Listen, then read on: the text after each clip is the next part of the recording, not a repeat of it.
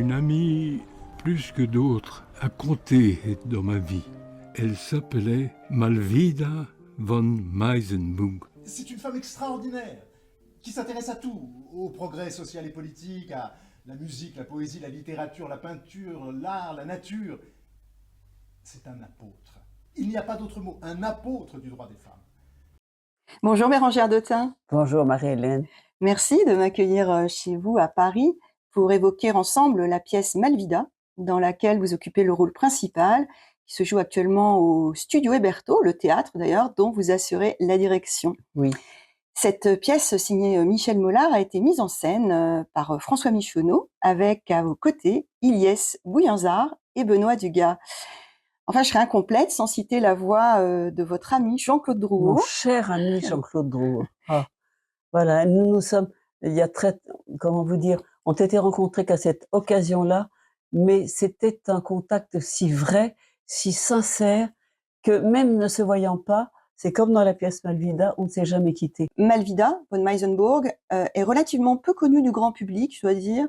Avant que vous ne nous parliez d'elle plus en détail, nous allons revoir ensemble quelques éléments de sa biographie pour mieux nous plonger dans son histoire. Alors, Malvida est allemande, elle est née en 1816 à Kassel, en Allemagne, avec un père d'origine française. Vous précisez d'ailleurs dans la pièce que la famille était originaire de Nîmes, c'est bien cela? Oui, oui, absolument. Ah oui, elle proteste, elle dit, ah non, non, non, ma famille est d'origine française, de Nîmes, si vous voulez tout savoir. Ouais. Voilà. Elle y tient. Elle y tient à cette origine française. Oui, oui. Alors, c'est une intellectuelle dont la vie a été bousculée. On peut le dire. La vie ne lui a pas fait de cadeau, Ouais. étant donné, elle le rappelle sans cesse, pauvre, pauvre. Donc, comme elle n'a pas d'argent, elle est de petite noblesse et elle n'a pas de moyens. Je ne sais pas d'ailleurs comment elle vivait, de quelle petite pension, mais ça l'a poursuivi toute sa vie. Elle le dit tout au long de la pièce. J'étais pauvre, je suis pauvre. Donc, elle n'avait pour elle que son intelligence foudroyante. Elle est une femme qui voyait les gens et qui savait ce qu'ils allaient devenir. Et elle les faisait devenir, elle les accouchait. C'est une accoucheuse d'âme. C'est une accoucheuse d'âme. Alors, elle a fait des études à Hambourg, j'ai fait une petite recherche sur elle, et puis elle a rencontré Richard Wagner, c'est devenu une proche, alors qu'elle était en exil à Londres. Oui, c'est ça, racontez-nous un petit peu. Écoutez, ça, je ne sais pas comment ils se sont rencontrés, mais ça a été comment dire, comme tous les gens qu'elle rencontrait, elle les haussait et ils devenaient mieux qu'ils n'étaient. C'est extraordinaire ce don qu'elle avait de magnifier les gens. Et donc, ça s'est passé comme ça avec Wagner et elle est restée très amie avec Cosima. Toujours. Cosima Wagner. Cosima Wagner, Ouais. oui. J'ai envie de demander comment elle était rentrée en contact avec tant de personnalités, parce qu'il y a le philosophe Nietzsche, il y a Michelet, entre autres, hein, et puis il y a encore Lou von Salomé, hein, qu'on connaît relativement peu, malgré tout, parce que quand même, c'est une époque où les femmes étaient peu libres de leur mouvement, hein, Oui, dans ces années-là. Peut-être peu libre, mais quand je pense au destin de Lou von Salomé, puisque j'ai écrit une pièce, Oui. la cantate pour Lou von Salomé, cantate en hommage à Claudel. Voilà, cantate à 3 voix. Et donc, les femmes, malgré soi-disant une société patriarcale, non, c'est pas vrai. Les femmes avaient une liberté si elles étaient intelligentes. Et c'est le cas de Lou von Salomé, que d'ailleurs j'ai découvert, que je m'associe tellement à Malvida. Elle a découvert Lou von Salomé quand elle est passée la voir à Rome. Voilà. Je pense que c'est une rencontre assez exceptionnelle entre elle et Lou von Salomé. Voilà. Parce qu'au fond, elle a aussi beaucoup voyagé, hein. Dans la pièce, d'ailleurs, on le voit. Donc, par obligation. Oui, je vous parle d'un exil à Londres, mais Absolument. aussi à Rome. Hein. Elle a vécu à Rome aussi. Hein. Elle habitait réellement Rome. Ouais. Elle habitait réellement Rome, un petit appartement. Et elle le dit quand elle n'avait pas de moyens. Elle était dans un quartier pauvre, mal famé. Elle faisait ce qu'elle pouvait avec les petits moyens qu'elle avait. Mais elle était vraiment fixée à Rome. Oui. Et elle voyageait beaucoup, mais elle faisait avec les petits moyens que la vie lui avait donnés. Est-ce que vous diriez que la liberté est le terme qui convient le mieux à la personnalité de Malvida? La liberté. Oui, la liberté. Ah oui, liberté, de ses déplacements. C'est pas évident. J'imagine à Ça l'époque en puisque ah non, non, plus. non, mais c'est surtout le peu de moyens qu'elle avait. Elle faisait, je vous dis, avec le peu de moyens qu'elle avait pour habiter là où elle pouvait. Liberté de Oui, penser. liberté de penser, Oui, oui. liberté d'être aussi peut-être? Ah bah, oui, parce que personne ne lui a jamais Mmh. imposé quoi que ce soit, même pas l'exil, Mmh. mais c'est une liberté, oui, une liberté d'être et de voir surtout. C'était une voyante. Mmh. Elle, moi j'ai une passion, je suis tellement heureuse de l'incarner parce que je vous dis, je vous le répète, c'est une découvreuse et une accoucheuse Ouais. d'âme. Qu'est-ce qui vous a séduit? J'en arrive justement à ma question. Qu'est-ce qui vous a séduit dans ce personnage? C'est justement, son caractère? Parce qu'elle est forte en même temps. Elle est forte et tendre. Elle Elle est a forte et tendre. Et il le dit très bien, elle a été, une mère, d'élection. Elle a mmh, choisi ses enfants. C'est-à-dire comme elle n'a je ne sais pas, quel est le en fait, mais je veux dire, elle a eu énormément d'êtres qu'elle a choisis et grâce à elle, ils sont devenus, dont Lou Van Thelomé, oui. et ils sont devenus, eux-mêmes grâce à sa Mmh. clairvoyance et à son appui. Et quand elle aimait les gens, quand elle les choisissait, elle les défendait, mais jusqu'à Mmh. l'extrême de force d'elle-même. Elle avait un regard particulier sur les gens. Elle sentait, immédiatement, Oui, la si elle est être ou pas. un 6e sens peut-être? Pardon? Un 6e sens peut-être? Oui, je pense, Ouais. certainement. Oui, oui. Comment vous définiriez, ce qu'elle nommait le féminisme à l'époque? Parce qu'on dit c'était une féministe. Comment, selon vous, quel était son regard sur le féminisme? Bah, je ne me suis pas beaucoup la pièce n'en parle, ne développe pas tellement ce thème, mais le féminisme, c'était que je pense qu'elle, elle était par elle-même un exemple de Mmh liberté, mh. d'être, même si on n'a pas d'argent, même si on n'a pas les moyens, on a toujours la liberté de s'affirmer et d'être soi-même au bout de toutes ses possibilités. Donc pour elle, c'était ça la liberté des femmes, c'est de pas être dans l'ombre de l'homme, voilà, mais être elle-même, quelle que soit leur même une servante pouvait être, elle-même une femme, même si elle était peut-être servante quelque part, mais elle pouvait s'affirmer et être elle-même, avec les moyens que la vie lui donnait. Avec une forme d'égalité, Ah oui, oui. de personnes en dépit de la position qu'on pouvait avoir dans la société de Oui, l'époque. oui, c'est ça qui est important à C'est savoir. l'être. Être, Ouais. ne pas être selon, sa condition sociale et là où la vie vous a mis, mais être selon son âme et selon sa pensée. Alors revenons un petit peu à la pièce de Michel Mollart, qui prend racine, un jour, de 1889, où elle rencontre grâce, à Gabriel Monod, qui est un de ses amis, hein, on peut le Oui, dire. absolument. Ah bah, Voilà. oui, oui, puisqu'elle a élevé ses enfants. Elle a élevé ses enfants et donc elle rencontre, grâce à Gabriel Monod, le jeune écrivain et musicien Romain Rolland. À l'époque, il a 23 ans.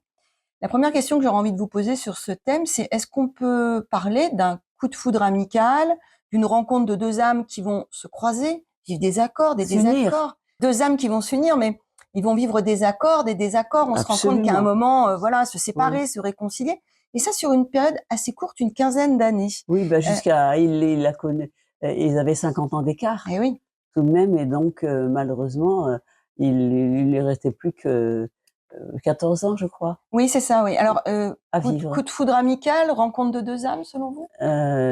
Coup de foudre, oui, coup de foudre amical ne suffit pas Ouais. pour moi. C'est vraiment la rencontre de 2 âmes Mmh. et Dieu sait qu'elle en avait rencontré des gens dans sa vie, mais à ce point, je pense que c'est pour elle, l'enfant qu'elle a le plus choyé, Mmh. vraiment. C'est une chose unique dans leur de vie puisque elle l'a, quand elle l'a découvert, elle l'a accompagné. Ils se sont unis d'âme, Mmh mh. heu, jusqu'à sa mort à Ouais. elle et même par-delà, puisqu'il a témoigné de sa vie, tout le temps lui-même, et c'est vraiment la rencontre de deux âmes, une rencontre unique. Une rencontre unique. Oui. Romain Rolland, qui était écrivain et grand admirateur de Beethoven, Oui. disait d'elle: l'ami qui vous comprend, vous crée. En ce sens, j'ai été créé par Malvida. Quel Et- sens vous et- donnez à cette belle citation? Exactement ce que je viens de vous dire. Oui. Quand elle l'a rencontré, elle s'est dit dans une scène, au début, je vous ai pris pour un de ces passages agréables. Puis tout à coup, j'ai vu que vous étiez destiné, le destin vous a destiné à être un créateur. Ouais. Parce que quand elle l'a vu, son sixième sens lui a dit, cet homme-là, je vais faire en sorte qu'il devienne le créateur de ce qu'il a. Elle va l'accoucher De ce qu'il a à l'intérieur. et qu'il ne sait pas encore qu'il l'a. Ouais. Donc, c'est une affection très forte, unique, une union mystique, en fait. Une union Il y a mystique. souvent des tableaux comme ça de l'union mystique, mais à un degré supérieur, évidemment. Mais là, c'est vraiment entre eux une union mystique. Quelle influence aura, selon vous, Malvida sur la carrière de Romain Rolland? Parce que Tout. ils ont échangé 1500 lettres, c'est énorme. À l'époque, il n'y avait pas le téléphone, donc on s'écrivait beaucoup. Mais bien sûr, bien Ouais. sûr. 1500 lettres, c'est énorme. Il en a brûlé d'ailleurs une partie. Mais oui, à un moment où ils étaient fâchés. Ah oui. Voilà, ils étaient fâchés, donc de même qu'elle, à un moment donné, après le coup de folie de Nietzsche, elle a brûlé aussi certaines. Ça se faisait aussi. Bien sûr. Tout d'un coup, on est fâché, hop, on brûle. Voilà. Ouais. Voilà. Tout disparaît. Ah. Presque, parce qu'il nous en reste quand même, heureusement. Oh, il en restait quand même beaucoup. Le fait est que grâce à ces lettres, cet échange de correspondance, Michel Mollart a pu écrire cette Bien pièce. sûr. Il l'a écrite qu'à propos, à travers ces lettres. Donc je trouve extraordinaire que Michel Mollart ait pu rendre un texte vivant en s'appuyant sur des lettres. Donc il a réussi à faire un dialogue, des dialogues de chaque scène, rien qu'à travers des lettres. Je trouve que l'auteur est très fort. Et il aime beaucoup Romain Rolland, Michel Mollart. Oui, il l'aime Il a énormément. fait une Bah oui, pièce c'était l'année déjà dernière. Dernière note. Bien sûr, Dernière note. Oui, c'était donc ça, c'est avant Dernière note, Oui, enfin, dans le bien destin sûr. de Romain Rolland, Bien c'est sûr. avant. Oui, c'est avant, il était Puisque plus jeune. Dernière note, c'est à sa mort, Oui, à oui. lui-même. Ah ouais. Ça nous permet de découvrir une autre facette aussi de Romain Rolland à travers Malvida. J'ai noté une phrase émouvante. Ami, ai-je bien fait ce que tu attendais de moi? Oui, je la guette, cette fête. Elle est magnifique. Elle est magnifique chaque fois. Je sais qu'elle est à la toute fin de la pièce. Ouais. Et vraiment, je la guette parce que c'est un moment très important. Il y a un grand moment à la fin de la pièce où je n'ai plus rien à dire, mais je guette cette phrase pour réagir. Ami, ai-je bien fait ce que tu attendais de moi? Et je n'ai pas de texte, mais mon regard dit oui. Ouais. Oui, il a vraiment fait ce qu'elle attendait de lui. Il est devenu lui-même. Est-ce que c'est, selon vous, justement ce sentiment inconditionnel qui doit guider une véritable amitié? Et puis, il y a le doute aussi quand on entend: «Ai-je bien fait ce que tu attendais de moi?» Il y a, au moment de l'ultime séparation, il y a un doute: «Est-ce que j'ai bien fait?» Mais c'est ça qui est magnifique. C'est ça qui est C'est beau. de garder chaque fois l'humilité, ne pas, je veux dire que les gens qui sont sûrs d'eux, pour moi, n'existent pas. Donc c'est magnifique jusqu'au bout. Ils gardent le doute. Il y avait une phrase. Mon mari était le professeur Ouais. Cabrol, et il répétait souvent cette phrase de ces grands mandarins qui disaient: «Je plains ceux qui nous suivent, nous avons déjà tout inventé». Ah bah alors là, et on en riait beaucoup de cette Ouais. phrase-là. Il faut toujours douter, savoir. Moi, j'ai une clé, c'est le mur. C'est-à-dire quand j'étais enfant, dans une enfance très difficile, d'après-guerre, très difficile, malheureuse, j'allais dans le jardin de mon grand-père, triste, triste, et puis il était entouré de murs, et un jour, par-dessus le mur, j'ai entendu des chants d'enfants. Et j'ai dit: «Voilà, c'est ça la vie, elle est par-dessus le mur. Il faut toujours aller regarder plus loin, et il y a toujours quelque chose à voir, à vivre, à découvrir».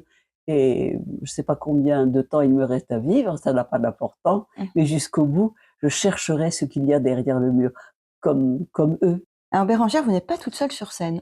J'aimerais qu'on Non, dise non. quelques mots de la rencontre. Comment vous avez rencontré justement Ilyes Bouillanzard, qui donc joue le rôle de Romain Eh bien, Roland, qui est comédien et pianiste, oui, et Benoît Dugas, ah bah, qui Benoît joue le rôle. Dugas, c'est facile de le rencontrer. Il est mon administrateur. D'accord. Et je le connais depuis très longtemps.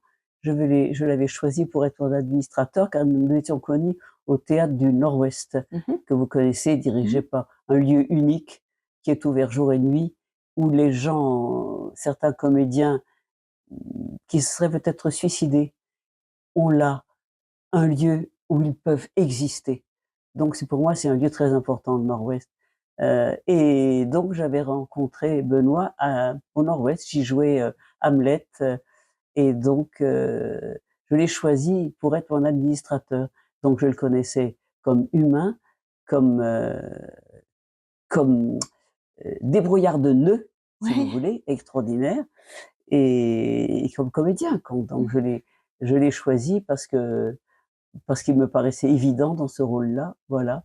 Quant à Ilyes, eh bien, il m'a été présenté, je ne le connaissais pas du tout, il m'a été présenté par Michel. Oui. Et ce que j'apprécie dans ce jeune homme, tellement, je sais que qu'il est à un degré déjà fantastique, il est organiste, claveciniste, pianiste, il compose, il est d'une simplicité, Oui. d'une modestie incroyable, alors qu'il pourrait déjà se dresser sur ses petits ergots, et dire moi je sais pas, il n'y a pas du tout. Ben, là aussi, on reconnaît les gens qui comptent à leur modestie. Voilà, j'apprécie complètement mes partenaires, c'est merveilleux. Oui. Et puis alors, vous avez aussi retrouvé Jean-Claude Rouault, Oui. le narrateur, qui est une véritable trame de cette histoire, qui interprète par la voix les souvenirs d'un Romain Roland qu'il partage avec Malvida. Ce sont des retrouvailles, Jean-Claude Extraordinaire. Rouault? Ben, je vous l'ai dit au début, nous étions rencontrés dans une aventure. J'étais sociétaire de la Comédie Française quand je l'ai rencontré. Il était le Jean-Claude Rouault, connu. Et il était tellement simple. Je lui dis, mais c'est incroyable. Et on s'était connus dans une aventure difficile d'un Marivaux qui n'avait jamais été joué, Les Sermons indiscrets. Et on s'est, je veux dire, ça a été une amitié foudroyante. Et on est resté des années après sans se voir. Et quand on s'est retrouvés, c'était comme si on s'était quitté la veille. Comme si Tellement les liens importants ne s'oublient jamais. Parce que en fait, pour expliquer un petit peu aux auditeurs, il est la voix de Romain Roland qui se souvient. Oui, la voix de Romain Roland, âgé. Oui, voilà, qui se souvient avec Malvida. Voilà. Donc voilà. on est dans deux temps différents sur scène et avec la voix de Jean-Claude Rouault, parce que Jean-Claude Rouault, c'est une voix aussi, c'est un comédien. Aussi extraordinaire. Émouvante voix. Oui, vraiment trouvé. oui. Ah, vous jouez jusqu'au 27 octobre, donc au Studio Héberto. En deux, nous jouons là jusqu'au 27 octobre. Oui, et alors du coup, une suite peut-être, j'ai ouï dire. Nous reprenons une deuxième série vers la fin janvier, par là, je crois. D'accord. On a fait un break et qui était nécessaire aussi, et nous reprenons ça jusqu'à... Enfin, pas encore. Il n'y a pas de date, on va pas donner de date. Voilà. Mais déjà jusqu'au 27 octobre. Oui. Alors, je voulais vous remercier beaucoup, Bérangère Dautin, pour cette rencontre, pour m'avoir accueillie. Je ne peux que recommander à mes auditeurs cette pièce qui est empreinte d'une grande sagesse. Il y a beaucoup de sagesse dans d'une sensibilité extrême. Et puis, c'est un véritable éloge de l'amitié, la vraie. De l'amitié et de la liberté d'être. Ce qui nous manque tant souvent. Voilà, exactement. Merci beaucoup, Bérangère. Merci, Marie-Hélène. À bientôt. À bientôt.